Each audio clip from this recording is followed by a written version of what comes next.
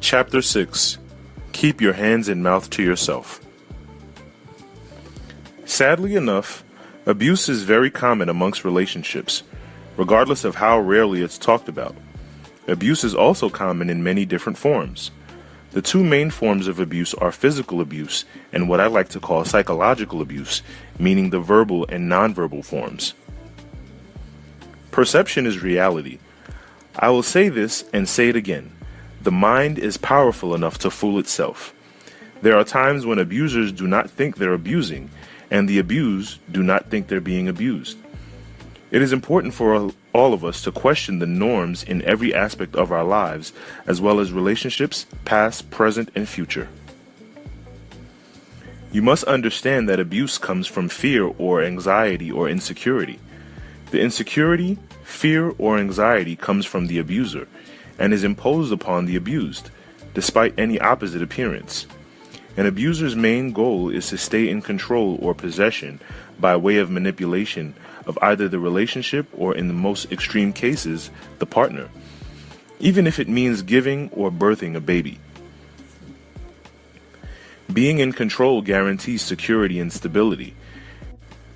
Being in control ensures their place above their partner in order for that fear, insecurity, or anxiety not to rise again.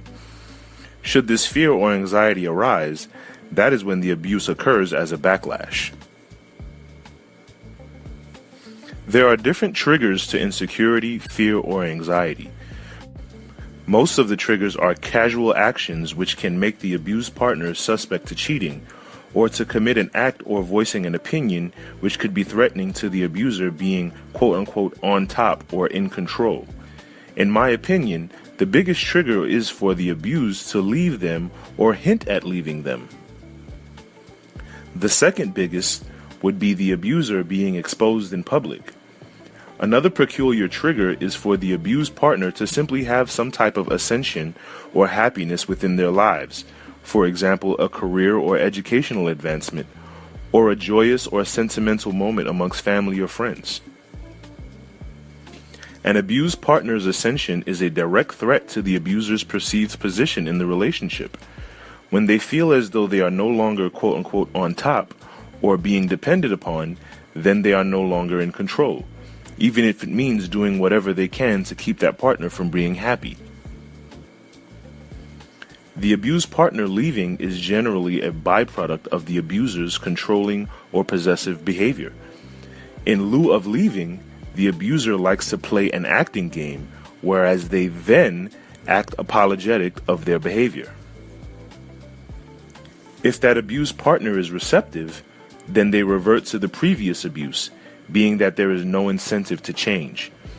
If the abused isn't receptive, then the abuser advances to more impactful measures like guilt trips and fits of rage.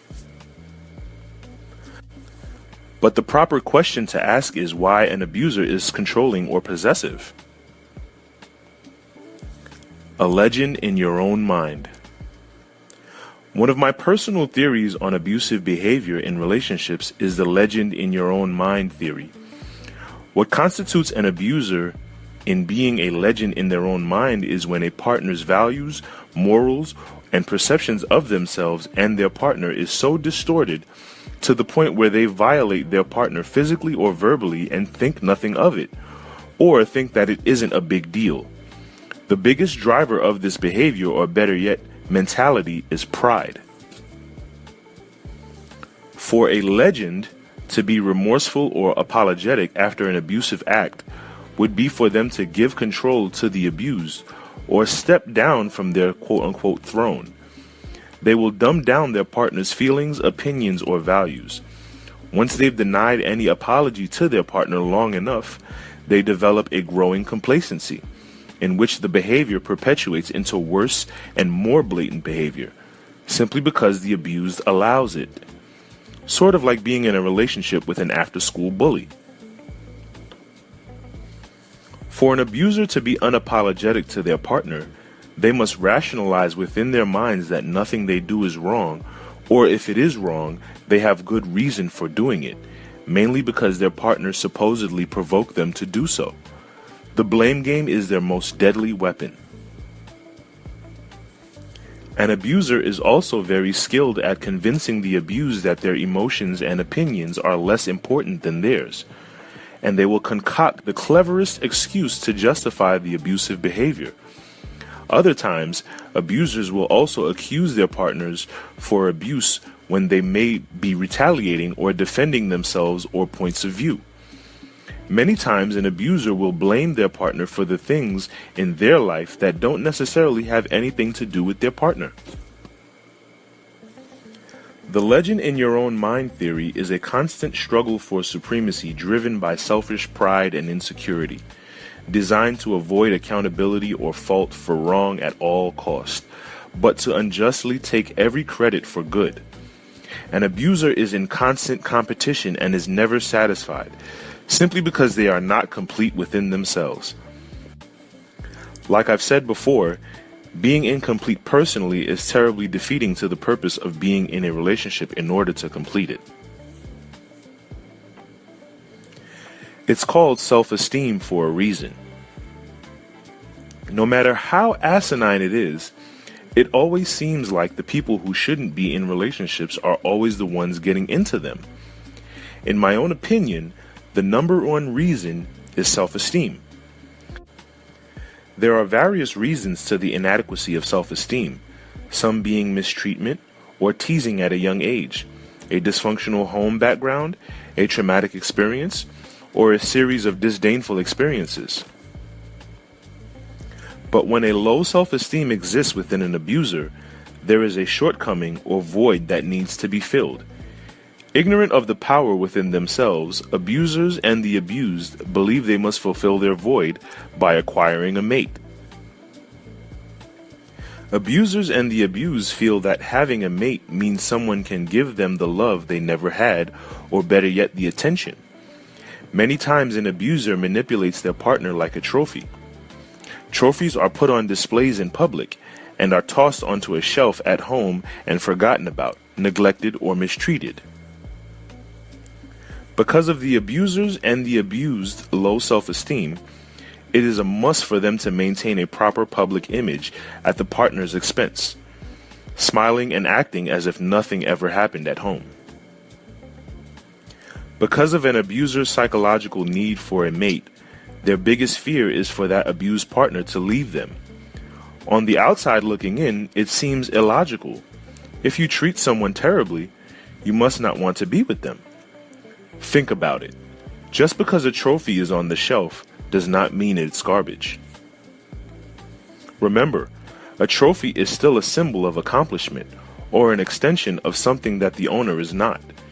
Trophies shine and pose all the time, but yet a trophy is still a possession, and no one is meant to be possessed. When a partner becomes a possession, it is almost inevitable for some kind of surveillance and abuse to take place. The constant checking up on you, quote unquote, as I discussed previously. Despite a trophy's possession and neglect, it is still of worth and value, and the reason an abuser, a majority of the time, insists upon manipulating their partner not to leave is simply because them leaving is a direct blow to their self-esteem. It is a loss or a statement of rejection. The reason people abuse their partners or see them as trophies is because they don't know theirs or their partner's purpose. When you abuse something, you use it in the wrong way. You abuse it. Mirror, mirror. Abusers confuse their partners because of their moodiness and callousness, treating their partners differently in one place than another, or just not treating them at all, to turn around and say they love them. It is impossible for someone to show any kind of love, affection, attention, intimacy, sympathy, or empathy that they've never seen or been given.